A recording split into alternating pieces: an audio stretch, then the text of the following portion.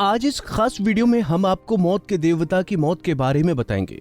जी हाँ दोस्तों, सुनकर हैरानी तो आप सभी को हुई होगी कि यमराज की भी मौत हुई थी।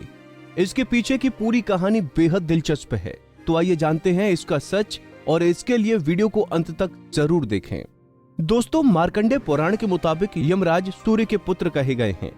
एक बार जब विश्वकर्मा की पुत्री संज्ञा ने अपनी पति सूर्य को देखकर डर से आंखें बंद कर लीं, तब सूर्य को अपनी पत्नी की ये गुस्ताखी पसंद नहीं आई, जिसके बाद गुस्से में सूर्यदेव ने अपनी पत्नी को श्राप दे दिया कि जाओ, तुम्हें जो पुत्र होगा वो लोगों के प्राण लेने वाला होगा।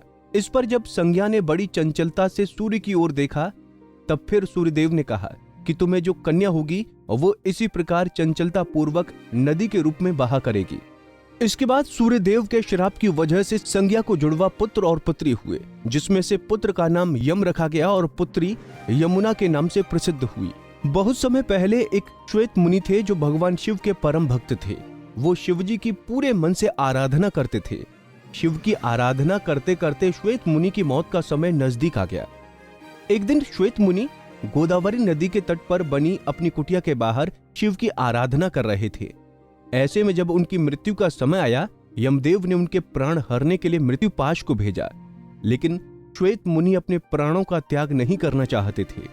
इसीलिए अपनी मौत से पीछा छुड़ाने के लिए उन्होंने सूझबूझ से काम लिया और महामृत्युंजय मंत्र का जाप करना शुरू कर दिया, जिसकी वजह से भैरव बाबा उनकी सुरक्षा के लिए पहरेदार बनकर कुटिया के बाहर खड़े हो गए। जब मृत्युपाश श्वेत मुनि के आश्रम पहुंचे तो देखा कि आश्रम के बाहर भैरव बाबा पहरा दे रहे हैं। धर्म और दायित्व में बंधे होने के कारण जैसे ही मृत्युपाश ने मुनि के प्राण हरने की कोशिश की, तभी भैरव बाबा ने प्रहार करके मृत्युपाश को बेहोश कर दिया, जिससे वो जमीन पर गिर पड़ा और उसकी मृत्यु हो गई। ये देखकर यमराज को बहुत गुस्सा आया और खुद धरती पर आकर भैरव बाबा को पाश में बांध लिया और साथ ही श्वेत मुनि के प्राण हरने के लिए उन पर भी पाश डाला।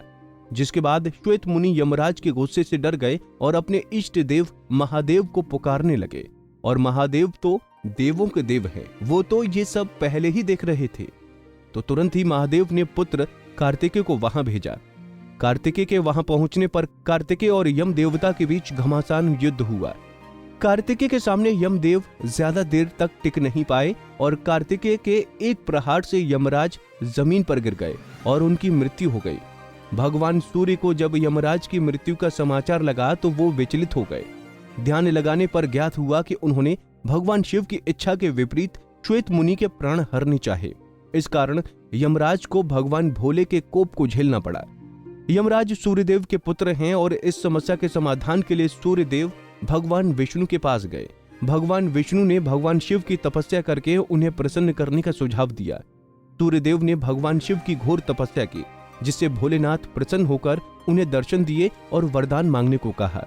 तब सूर्यदेव ने कहा कि हे महादेव, यमराज की मृत्यु के बाद पृथ्वी पर भारी असंतुलन पैदा हुआ है, अतः पृथ्वी पर संतुलन बनाए रखने के लिए यमराज को पुनः जीवित कर दें। तब भगवान शिव ने नदी से यमुना का जल मंगवाकर यमदेव के पार्थिव शरीर पर छिड़का, जिससे वो पुनः जीवित हो गए। कुंडली टीवी डेस्क से लता शर्मा की रिपोर्ट। इसी तरह की और भी जानकारी लेने के लिए हमारे चैनल को सब्सक्राइब करें और नई वीडियो की नोटिफिकेशन के लिए बेल आइकॉन दबाएं। अगर आप ये वीडियो फेसबुक पर देख रहे हैं तो वीडियो को लाइक और शेयर करें। साथ ही अपनी राय कमेंट बॉक्स में जरूर बताएं। धन्यवाद।